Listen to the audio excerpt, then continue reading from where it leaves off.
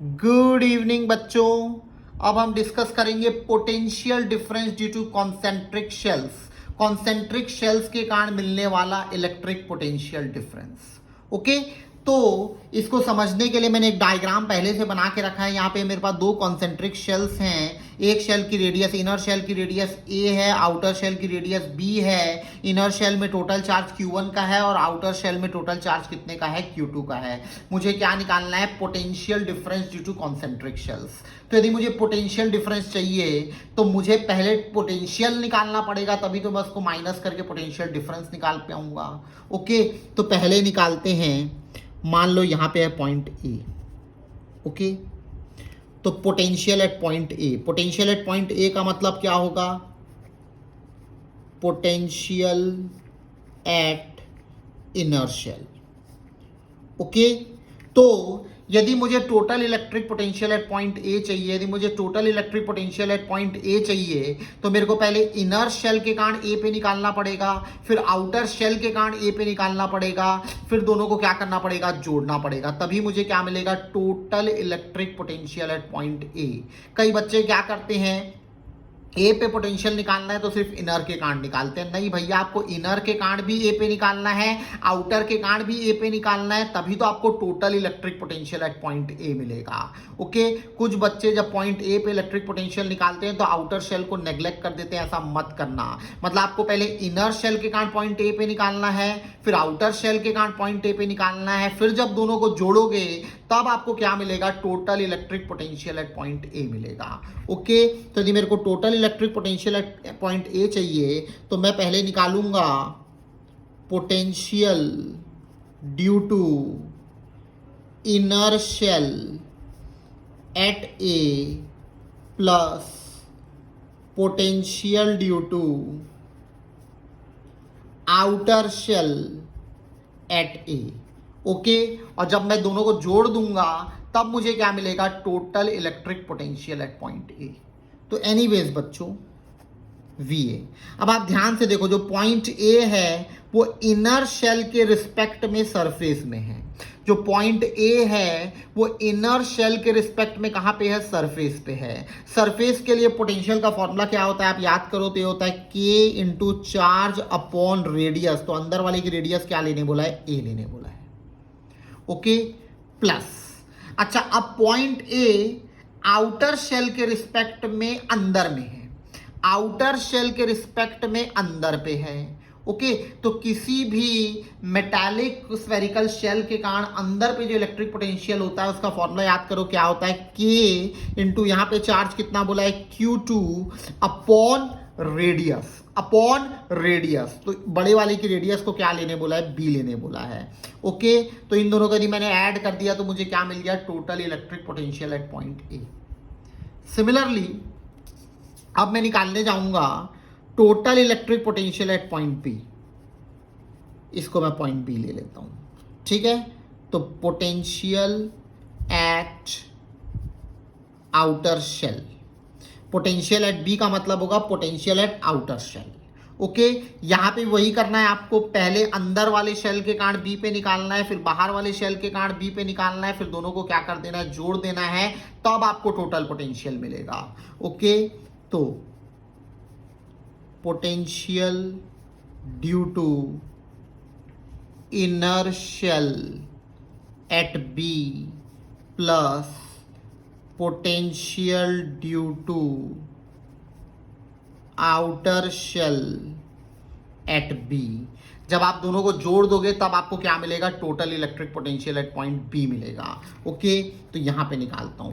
पहले देखो, जो पॉइंट बी है, जो पॉइंट बी है वो अंदर वाले शेल के रिस्पेक्ट में बाहर में आ रहा है, आउटसाइड है। जो पॉइंट बी है वो अंदर वाले शेल के रिस्पेक्ट में कहां है, बाहर है। बाहर के लिए फॉर्मूला क्या होता है, याद करो, K इंटू इसमें चार्ज है Q1 upon distance of observation point from centre. Okay, तो पॉइंट बी का सेंटर से जो डिस्टेंस है वो किसके बराबर है, बी के बराबर है। ओके, प्लस अब बाहर वाले कांड बी पे निकालता हूं तो जो पॉइंट बी है वो बाहर वाले के रिस्पेक्ट में कहां पे है, सरफेस पे है। तो सरफेस के लिए फॉर्मूला क्या होता है, बोला करो तो उससे गलती नहीं होती है, के इंटू चार्ज कितना है Q2 अपॉन रेडियस, क्योंकि सरफेस पे अपन रेडियस लेते हैं, ठीक है। तो यहाँ की बड़े वाले की रेडियस कितनी है, बी है। तो ये आपको मिल गया total electric potential at point B. Okay मुझे total electric potential at point A मिल चुका है, यदि और मेरे को total electric potential at point B भी मिल चुका है। तो यदि मुझे पोटेंशियल डिफरेंस निकालना है, यदि मुझे पोटेंशियल डिफरेंस निकालना है तो मैं दोनों को सिंपली क्या कर दूंगा, माइनस कर दूंगा। दोनों को मैं सिंपली क्या कर दूंगा, माइनस कर दूंगा। ओके तो V A minus V B, ठीक है। चलो वी ए कितना आया था, के Q1 बाई ए प्लस के Q2 बाई बी आया था, माइनस यहां लिख देता हूं पोटेंशियल एट पॉइंट बी कितना आया था, तो के Q1 बाई बी प्लस के Q2 बाई बी। ओके अब यदि आप इसको सिंप्लीफाई करोगे मेरे प्यारे बच्चों तो देखो के Q2 बाई बी और माइनस के Q2 बाई बी कट जाएगा, आपका क्या बचेगा, V A minus V B is equals to, ठीक है, के Q1 कॉमन निकल गया, बचा 1 by A minus 1 by B, ठीक है। ये फॉर्मूला बन गया potential difference due to concentric shells, potential difference due to concentric shells. Okay तो मेरे प्यारे बच्चों potential difference due to concentric shells, it will be equal to K, that is Coulomb's constant, Q1 1 by A minus 1 by B. Okay अब यहाँ पे एक मस्त interesting चीज देखते हैं। आप याद करो जब मैंने डायग्राम बनाया था इसमें चार्ज Q1 लिया था और इसमें चार्ज मैंने क्या लिया था, Q2 लिया था। क्या फॉर्मूले में Q2 आ रहा है, क्या फॉर्मूले में Q2 आ रहा है। यदि फॉर्मूले में Q2 नहीं आ रहा है, यदि फॉर्मूले में Q2 नहीं आ रहा है मतलब वो Q2 के क्या है, इंडिपेंडेंट है। ओके तो नोट करके हम एक पॉइंट बना सकते हैं कि potential difference due to concentric shells is independent of charge on outer shell. ठीक है, पहला आपका क्या नोट बना है कि potential difference due to concentric shells is independent of charge on outer shell. मतलब बाहर में कौन सा चार्ज है, कितना चार्ज है, उससे मैटर नहीं करता है। ओके क्योंकि यदि उससे मैटर करता तो फॉर्मूले में आता, बट फॉर्मूले में आया नहीं है मतलब मैटर नहीं करता है। ओके अच्छा अब मेरे प्यारे बच्चों देखो, यदि नेक्स्ट नोट समझने के लिए, यदि मैंने इन दोनों शेल को एक कंडक्टिंग वायर से ज्वाइन कर दूं, ओके मान लो, ठीक है, जो मेरे कॉन्सेंट्रिक शेल्स हैं उनको मैंने कंडक्टिंग वायर से क्या कर दिया, ज्वाइन कर दिया है। ओके तो हम जानते हैं कि भैया कंडक्टिंग वायर से ज्वाइन कर दिए तो चार्जेस क्या करेंगे, फ्लो करेंगे। और ओम्स लॉ क्या बोलता है कि चार्जेस कब तक फ्लो करता है, जब तक पोटेंशियल डिफरेंस क्या ना हो जाए, जीरो ना हो जाए। ठीक है, चार्जेस तब तक फ्लो करते हैं जब तक पोटेंशियल डिफरेंस क्या ना हो जाए, जीरो ना हो जाए। ओके तो सेकंड नोट है, charges will stop to flow when potential difference आपका कितना हो जाए, जीरो हो जाए। ओके अच्छा पोटेंशियल डिफरेंस का यहाँ पे फॉर्मूला क्या था, तो के Q1 ब्रैकेट में 1 by A minus 1 by B equal to क्या ना हो जाए, जीरो ना हो जाए।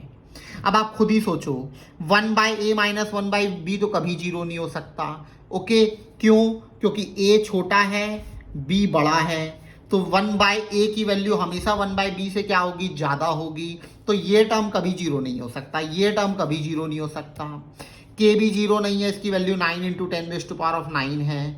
ओके तो चार्ज को यदि रुकना है फ्लो होने से, यदि चार्जेस को रुकना है फ्लो होने के लिए, तो डेल्टा वी को क्या होना चाहिए, जीरो होना चाहिए। डेल्टा वी जीरो इसके कारण नहीं हो सकता, डेल्टा वी इसके कारण जीरो नहीं हो सकता। तो जब Q1 की वैल्यू जीरो होगी, तब चार्ज क्या करेंगे, फ्लो होने से रुक जाएंगे। ओके जब Q1 की वैल्यू क्या हो जाएगी, 0 हो जाएगी, तब चार्ज क्या हो जाएंगे, फ्लो करने से रुक जाएंगे। अच्छा, Q1 की वैल्यू 0 का मतलब क्या है, जब अंदर का पूरा चार्ज, Q1 इक्वल टू 0 का मतलब क्या है, जब अंदर का पूरा चार्ज कहां चला जाए, बाहर चला जाए। जब अंदर का पूरा चार्ज, इनर शेल का पूरा चार्ज कहां चला जाएगा, आउटर शेल में चला जाएगा, तभी पोटेंशियल डिफरेंस 0 होगा, तभी आपके चार्ज क्या करेंगे, फ्लो होने से रुकेंगे। ओके, तो कोई यदि आपसे पूछता है is it possible to transfer all charge of one body to another, तो yes it is possible. Yes, it is possible. In case of concentric shells, if shells are joined with a conducting wire, then charges will stop to flow only when all charges of inner shell is transferred to the outer shell. जब अंदर का पूरा charge कहां चला जाएगा, बाहर चला जाएगा, तभी आपका पोटेंशियल डिफरेंस क्या होगा, 0 होगा, तभी चार्ज फ्लो ना क्या होंगे, रुकेंगे। ओके, तो ये चीज जो मैंने बताई, ये चीज आपको ध्यान रखनी है। पहला, potential difference due to concentric shells का formula, that is k q1 bracket में 1 by a minus 1 by b। Okay, second, potential difference due to concentric shells, potential difference due to concentric shells ये किसके independent होता है, तो charge on outer shell के independent होता है। तीसरा, जब अपन शेल्स को कंडक्टिंग वायर से ज्वाइन करेंगे तो चार्जेस फ्लो करेंगे, कब तक फ्लो करेंगे, जब तक अंदर का पूरा चार्ज कहां ना चला जाए, बाहर ना चला जाए। ओके, और ये रिजल्ट अपने आगे भी काम आएगा जब मैं आपको स्फेरिकल कैपेसिटर पढ़ाऊंगा। ओके, तो मिलते हैं बच्चों नेक्स्ट वीडियो में।